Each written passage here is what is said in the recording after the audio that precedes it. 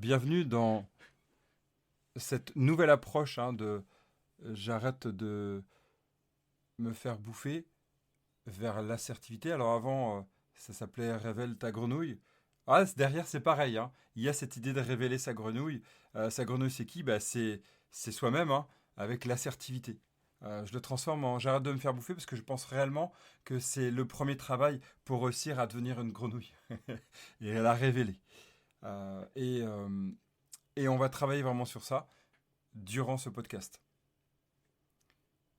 Donc c'est quoi être assertif? Être assertif, l'assertivité, on peut trouver plein de définitions. Une que j'ai trouvée qui est intéressante, c'est une attitude, une posture d'affirmation de soi tout en respectant l'autre. Et ça, c'est important. C'est le travail vraiment du respect. Et donc je veux vraiment, durant ce podcast, travailler ça pour enfin révéler qui on est, révéler aux autres qui on est, tout en laissant aux autres de se révéler aussi. Parce qu'on peut travailler en équipe sans s'oublier, ça je le crois tout à fait. Et pourtant, travailler en équipe, travailler pour soi, et une équipe déjà avec soi-même, c'est déjà pas mal. Alors, premier sujet que je veux discuter, c'est l'amorce de ce que peut amener à harcèlement. L'amorce de cette violence physique qui peut arriver par moment, l'amorce de tout ce qui peut enclencher après à la suite de peut-être 2, 3 ans, 10 ans de vie, 30 ans même de galère, de peur et de crainte. Et pour moi, en fait, c'est à l'amorce. C'est un peu comme à la pêche. Bon, je suis pêcheur, je sais pas, je suis. J'aime la pêche, j'apprécie. Bon, j'aime pas faire de mal aux animaux, mais bon, j'apprécie quand même la pêche. Bref, et ce que j'aime bien, en fait, c'est que des fois, je ne peux pas pêcher sans mettre d'amorce. L'amorce, c'est cette poudre un peu qui va attirer les poissons, très olfactive. Eh bien, en fait, moi, je remarque que dans toute situation qui va avoir un harceleur et un harcelé, ou une, c'est exactement pareil, on va, hélas, même c'est plus fréquent dans ce sens-là, enfin, c'est un sujet qui est vraiment d'actualité d'ailleurs, on va dire de manière globale, quand on se fait harceler, eh bien, on a mis de l'amorce pour attirer inconsciemment le harceleur. Et le harceleur a mis de l'amorce aussi pour attirer le harcelé. C'est ça qui est un jeu inconscient qui est assez flippant, où chacun a sa part de responsabilité, inconsciente ou consciente, mais la plupart du temps c'est inconscient. Mais quand même, il y a une amorce. Et déceler cette amorce, c'est le sujet de cet épisode, déceler cette amorce, c'est aussi un point qui va faire que on va éviter d'engendrer, de déclencher en fait tout ce qui va s'en suivre. En tout cas, on va tenter.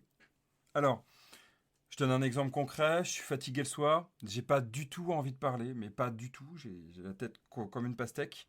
J'ai eu une grosse journée. Et oui, c'est vrai, c'est important de ce sujet. On doit en parler, mais pas ce soir, pas demain soir. C'est tout. Point. Je peux pas. Je suis fatigué. Donc je dis non, je veux pas. Je veux pas parler. Et la personne en face a dit non, si, si, c'est obligatoire. On doit parler maintenant.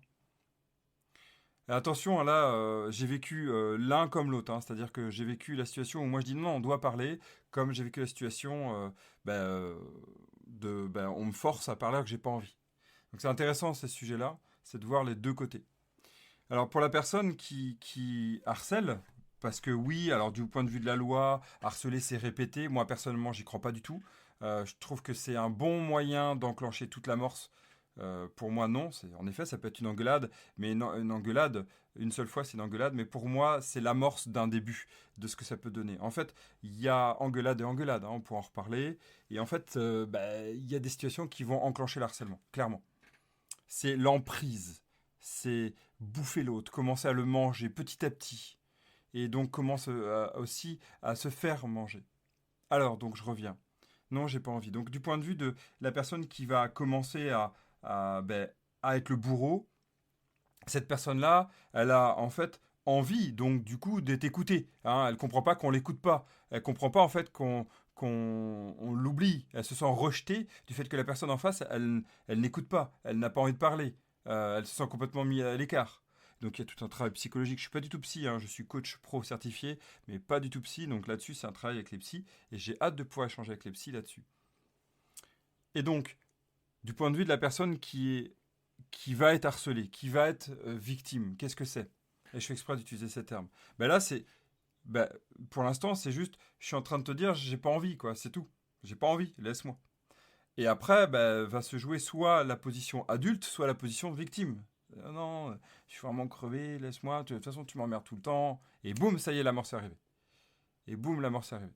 Et pareil sur le harceleur. Mais de toute façon, tu m'écoutes jamais. À chaque fois, tu décales. À chaque fois, c'est toujours pareil. On doit parler de sujets importants. De toute façon, t'es qu'un couard, tu laisses de côté. Mais non, en fait.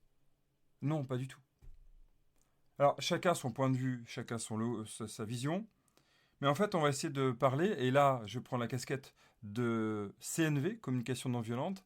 Et moi, c'est un sujet qui est important pour moi, puisque je me suis formé à la CNV. Je ne suis pas encore certifié là-dessus. Je ne sais même pas s'il y a besoin de dire certification, mais c'est un travail que je cherche tous les jours à améliorer. Et il y a plein de fois où je me loupe, hein, encore. Et c'est OK, hein, c'est l'apprentissage. C'est ce qui fait de nous aussi des humains. Alors la CNV dit quoi?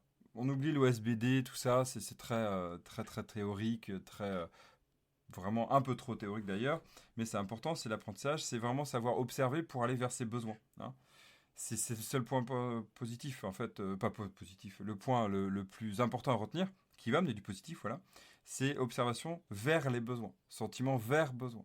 Donc, c'est quoi mon besoin? Ben, dès qu'on a réussi à travailler, alors c'est tout un travail qui est long, hein, dès qu'on a réussi à travailler, c'est, ben, en fait, c'est quoi mon besoin? Ben, mon besoin en tant que personne qui veut forcer l'autre, ben, en fait, la stratégie, c'est forcer, hein, c'est je te force parce que j'ai un besoin qui est fort d'être écouté. J'ai un besoin, j'ai peur d'être rejeté. J'ai peur que tu me dises pas ce qu'il veut. J'ai peur peut-être même que tu vas me dire des choses qui vont me faire du mal. J'ai peur parce qu'en fait, ben, je rejoue peut-être des scènes de mon passé. Et donc, du coup, rassure-moi sur ça. Et puis, si j'ai besoin de parler, c'est aussi que c'est important pour moi, hein. C'est important, c'est un sujet qui me stresse, qui m'inquiète. Et en le résolvant ensemble, ben, je me sentirais peut-être mieux, je me sentirais peut-être écouté, concerné, hein, avec toi. Et ça, c'est ces points-là. Voilà. Ça, c'est les besoins. Je me sens vraiment bien. Et il y a peut-être d'autres stratégies que forcer l'autre, hein. Il y a peut-être d'autres stratégies. Et moi, depuis presque 15 ans, 20 ans, j'ai appris petit à petit à aller vers arrêter de forcer, mais plutôt vers l'écoute. C'est pas toujours facile, hein. Pas du tout. Ça dépend de la dose d'empathie. Alors maintenant, on va se mettre à la place de la personne qui, non, j'ai pas envie. C'est quoi? Ben, c'est un besoin peut-être. J'observe que je refuse. Déjà, je refuse. Non, j'ai pas envie de parler. Alors, c'est quoi? C'est d'abord un besoin d'être écouté, moi, je pense. C'est pas obligé, hein, ça peut être totalement autre chose. Mais ça peut être ça. En tout cas, moi, c'était ça à ce moment-là. J'avais besoin d'être écouté, respecter même dans mon être de non, pas ce soir-là. Puis, je suis fatigué. Donc, j'ai besoin que tu m'écoutes dans ça. Et j'ai besoin d'être pris en considération dans mon état de fatigue, dans mon état de stress. Et en fait, j'ai un besoin aussi que peut-être que tu viennes m'écouter sur ça. Peut-être qu'après, je me rendrai disponible. Mais si tu n'écoutes pas mon besoin, ma stratégie, c'est de bloquer. Parce que je me sens pas écouté. D'habitude, d'ailleurs, tu m'écoutes jamais. Donc, ça veut dire que j'ai un besoin vraiment. Écoute-moi vraiment activement, sans solution. Et peut-être que là, j'aurais envie de m'ouvrir après. Donc, voilà. Et en fait, on voit bien qu'il y a deux besoins qui sont là. Et puis, les deux veulent être écoutés. Et les deux sont en conflit parce que, en fait, les deux sont pas écoutés. Et ça amène que, oui, comment on fait pour résoudre ça? Comment on fait, c'est qu'on force pas déjà. On force pas jusqu'à faire un acte physique de violence, hein. On pousse pas la personne, on l'empêche pas, hein, on lui fait pas du mal jusqu'à la pousser à se blesser, par exemple, à la tête. Non, clairement. On lui fait pas du mal en balançant aussi des affaires au risque de casser des assiettes ou autre. Oui, c'est un vécu que j'ai eu aussi en tant qu'enfant. Non, on fait pas ça du tout. Non. Moi, j'ai pas moi qui cassais les assiettes, hein. J'ai vu mon beau-père faire, par exemple. Et non, clairement. C'est pas du tout jouable, c'est pas du tout faisable. Non, non. C'est très dur en fait de gérer la frustration, c'est clair et net. Mais c'est à partir de là qu'on commence à amener que l'un a une supériorité sur l'autre et que l'autre va être inférieur, entre guillemets, entre une proie et le carnivore ou la carnivore qui a essayé de la manger, hein, se faire bouffer. Moi, j'avais donné l'image, j'avais travaillé avec une coach, Mathilde, qui m'avait amené ces idées-là de la hyène, hein, qui va vraiment essayer de bouffer l'antilope. Et cette idée-là, en fait, non. Comment on fait pour la désamorcer? Comment on fait pour éviter que l'amorce s'enclenche? Eh bien, du point de vue de la personne qui va se faire harceler, en tout cas qui se fait agresser, qui se fait bouffer par l'autre, c'est être capable d'être vraiment dans cette affirmation de soi. Non, je ne veux pas. Non, je ne veux pas. Je ne veux pas et je ne veux pas du tout. Point. Respecte-moi, s'il te plaît. Je te demande vraiment de me respecter. Vous voyez peut-être pas, et normal, vous voyez pas sans doute, mais imaginez, je suis en train de faire vraiment avec mes mains un geste de protection de mon espace vital. Hein, c'est vraiment ça. Non, je ne veux pas. Et après, s'il y a une relation qui est saine avec la personne, on peut s'ouvrir à l'autre. Dans un couple qui est sain, dans un couple ou une relation, hein, pas obligatoirement un couple amoureux, hein, une relation qui est saine, on va aller amener à l'autre, oui, Peut-être plus tard, si t'es ok, peut-être plus tard. Mais ça déjà, c'est réussir à le dire, peut-être plus tard. Si t'es ok, plus tard. Si t'es pas ok, bah, je peux pas faire autrement. Là, j'ai vraiment mon besoin d'être centré sur moi-même. Donc, s'il te plaît, vraiment, j'ai un grand besoin. Laisse-moi tranquille pour l'instant. Et ça, arrive à le dire. Et donc, vous voyez, c'est être capable aussi d'amener qu'il y a peut-être une suite ouverte, mais que pas maintenant. Hein, le pas maintenant. Et c'est une histoire de consentement, de respect. Et donc, de toujours garder ça. S'affirmer. Être capable de s'affirmer. Alors, c'est tout un travail, hein, réussir à oser s'affirmer, avec le risque qu'en face, la personne nous blesse. Et moi, c'est ce que j'ai vécu. Hein, la personne m'a blessé physiquement. La personne m'a vraiment blessé. Eh bien, c'est quand même maintenir ça. Maintenir, et non, je ne vais pas aller t'agresser. Non, je maintiens juste que je ne veux pas maintenant. Et plus tu forceras, plus, ben moi, je vais exercer une force contraire, d'opposition totale, comme deux aimants. Et du point de vue de la personne qui est en train de harceler, en tout cas qui commence à harceler, parce que pour moi, c'est vraiment l'amorce de ça, qui va agresser pour avoir ce qu'elle veut, eh bien, c'est tout un travail sur soi, sur qu'est-ce qui fait que on veut ça tout de suite. Qu'est-ce qui fait qu'on ne gère pas cette frustration? Qu'est-ce qui fait que la colère qui émane de tout ça, on se sent agressé soi-même par rapport à ce que la personne est en train d'émettre? C'est pas la faute de l'autre, c'est bien soi-même. Qu'est-ce qui fait ça? Bon, il y a tout un travail peut-être sur l'enfance, sur des situations vécues qu'on a eues. Enfin, ça, c'est du côté psy. Mais je trouve qu'on peut travailler sur soi en se disant, ok, la personne n'est pas en train de m'agresser en disant non. La personne, elle dit simplement, ça va pas. Et peut-être lui demander, écoute, d'accord, tu veux pas maintenant?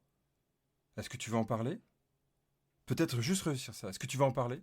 Est-ce que ça te dit d'en parler? Ah, pas maintenant non plus? Plus tard? Ok, je te laisse un temps? Oui. Mais c'est pas obligé qu'il y ait un temps donné. Des fois, on ne sait pas combien de temps. Ça peut durer une semaine, 2 semaines. Dans des situations de déprime, de dépression. Ça peut aller vraiment jusque-là. En fait, c'est ne pas avoir d'attente. Et commencer à se recentrer, dire, ok, ouais, c'est vrai que c'est important qu'on en parle. Et là, c'est vraiment un sujet qui est important. Et juste lui dire ça, écoute, c'est un sujet qui est important pour moi. S'il te plaît, juste qu'on trouve un moment ensemble. Peut-être par écrit, peut-être par audio, si tu veux pas discuter maintenant. Peut-être que je t'envoie un mail qui permet de te montrer ce que j'ai envie de parler. Et je te promets qu'il sera peut-être le plus posé possible. Et déporté, en fait. Ou autrement, lui dire, ok, tu veux pas maintenant, mais est-ce que plus tard? Non, tu veux pas plus tard, donc qu'est-ce qui se passe? Mais respecter la personne.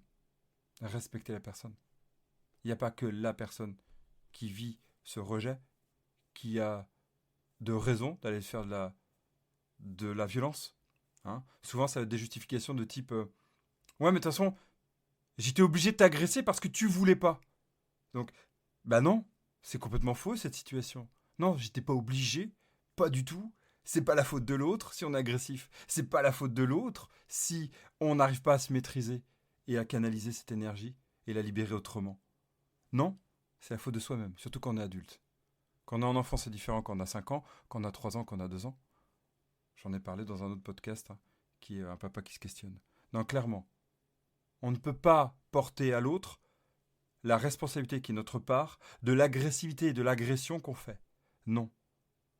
On a des tendances à l'agressivité, parce que oui, on vit en soi une agression, on se fait bouffer par soi-même et par l'autre, mais l'autre ne fait rien, c'est nous-mêmes qui portons ça. Ça devient un peu psycho, mais mais c'est cette idée en fait. C'est l'autre qui génère en nous quelque chose, mais c'est pas l'autre qui génère en fait. C'est l'autre qui déclenche quelque chose qu'on a en soi qu'on ne sait pas canaliser. C'est notre part de responsabilité. En effet, l'autre y parlerait, il n'y aurait pas de problème. Mais qu'est-ce qui fait qu'il n'a pas envie de parler? C'est peut-être ça la question à se poser. Qu'est-ce qui fait qu'il a plus envie de parler et nous parler, me parler? C'est ça en fait à se poser. C'est peut-être de notre responsabilité que ça fait un moment qu'on est trop agressif, qu'on fait peur, qu'on amène la peur, qu'on amène la non-écoute, qu'on n'a plus envie de parler. Et tout d'un coup, bizarrement, si on a une approche ouverte en disant tiens, je vais changer moi et je vais aller vers l'autre, juste ne pas lui dire, mais juste le faire. Tiens, ça n'a pas l'air d'aller. Dis donc, t'as l'air triste. Dis donc, t'as l'air vraiment concerné, t'as l'air fatigué. Ça doit être dur pour toi en ce moment. Tout d'un coup, il y a une sorte de verrou qui se défait. Il y a quelque chose qui se débloque. Il y a des pansements qui se mettent sur le cœur. Pour citer quelqu'un qui est cher à mon cœur qui m'a dit ça. Oui, juste ça. Et tout d'un coup, les personnes ont envie de parler. Vraiment. Véridique pour l'avoir vécu. Plutôt qu'agresser. Oui, c'est vrai qu'à force de ne pas parler, ça peut faire du mal. C'est une souffrance. Mais il y a peut-être des raisons à ce que la personne qui ne veut pas parler, elle n'a pas envie de parler à la personne qui lui demande. Il y a peut-être des raisons fortes. Et ces raisons, si on les écoutait, tout d'un coup, tu t'irais bien. Du point de vue de la personne qui ne veut pas parler, en effet, ça serait bien qu'elle s'ouvre, oui, ça serait bien là que je m'ouvre et que tu dises ouais, mais si ça fait 10 ans que je vis de la souffrance, ça fait 10 ans que je me sens pas écouté, à quel moment ça devient intéressant pour moi d'aller parler? Puisque je me fais jamais entendre et je me fais tout le temps engueuler, critiquer, traiter tous les noms, etc. Je donne un exemple que j'ai vécu personnellement et que je connais pas que moi-même. Bon, c'est cette idée-là en fait.